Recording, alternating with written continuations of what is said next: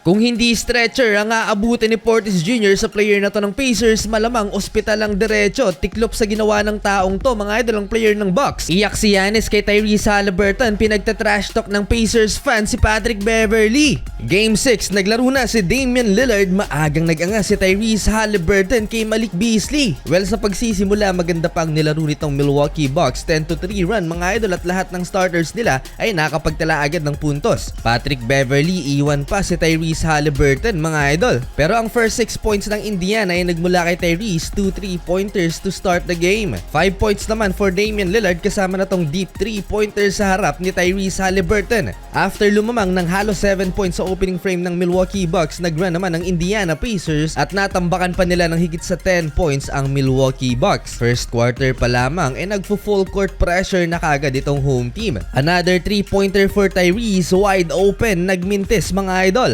Last 3 minutes sa fast break points na to ng Pacers, dito na nag-angas si Tyrese Haliburton at pasigaw-sigaw sa harap ni Malik Beasley. Nakapag-steal pa siya sa inbound pass ng Milwaukee Bucks at itong si TJ McConnell pasigaw-sigaw na rin. Natapos ang opening quarter, lamang ng 9 points ang Indiana Pacers, 33-24. To start the second quarter for Milwaukee Bucks, Damian Lillard again from deep, almost logo shot mga idol for Dame time. Nag-mini run ang Milwaukee Bucks, Chris Middleton running jump shot and one. Nag-run ulit ang Indiana Pacers at umabot na ng 11 points sa kanilang lamang sa visiting team. Problemado itong si Greg sa bench dahil isang talo na lang mga idol, by playoffs na sila. Solid ang bench points for Pacers, 17 combined points mga idol si Obi Toppin at TJ McConnell. Habang sa Milwaukee, nakaka 1 point pa lang ang kanilang second unit. Napakaganda naman ng play na to ni Tyrese Haliburton, cleaning up his own miss. 15 points sa first half si Tyrese. Travel sa play na to mga idol si Miles Turner. Na-hype ang bench ng Bucks, napasuntok pa si Goat Thanasis. Yun nga lang, sa crossover at driving layup na to ni Tyrese Haliburton,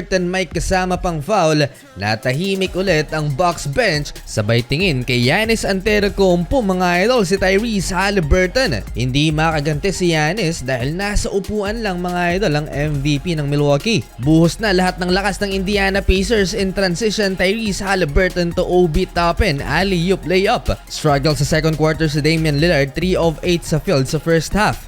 To end the first half, Patrick Beverley may contact, no whistle kay Tyrese Haliburton. Na-frustrate si Pat Bev mga idol, pabalik ng locker room. 59-57 halftime, isang dosena ang lamang ng Pacers. Second quarter, Damian Lillard corner packet 3-pointer to start the offense for Milwaukee. Baba ulit sa 7 points ang hinahabol ng Bucks dahil kay Dame time. Pero agad namang may sagot mga idol ang Indiana Pacers, balik sa isang dosena ang kanilang lamang at nang napa-timeout mga idol ang Milwaukee, hawak ni Tyrese Haliburton ang bola. Sumundot pa si Damian Lillard at etong si Bobby Portis Jr. sumali pa at nakipag-trash talkan. Pero hindi nila inasahan ng pagsali mga idol sa aksyon ni James Johnson, ng former kickboxer na player ng Indiana Pacers. Kinumpronta mga idol si Bobby Portis Jr. agad na umatras. Kalabanin mo na talaga lahat ng players sa NBA, wag lang mga idol itong si James Johnson, talagang may kalalagyan ka pag nagkataon.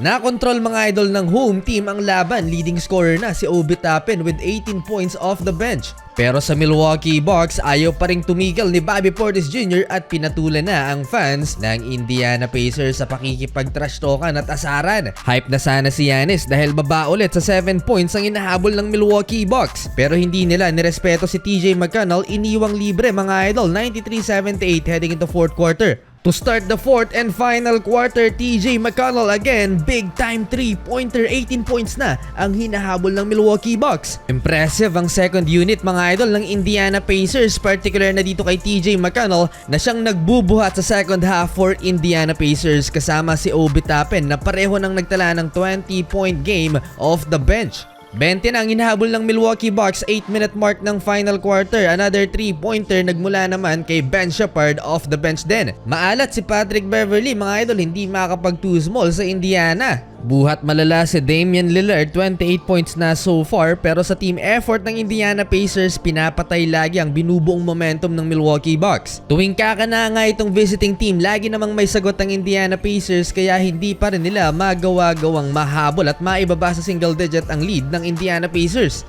Down the stretch last 3 minutes, nilabas na si Chris Middleton at hindi makatingin sa camera na iiyak. Nakabawi ang Pacers fans kay Patrick Beverley. Nasa bench mga idol si Pat Bev, pinagta-trash talk. Sa huli, panalo ang Indiana Pacers, Boracay na si Giannis Antetokounmpo.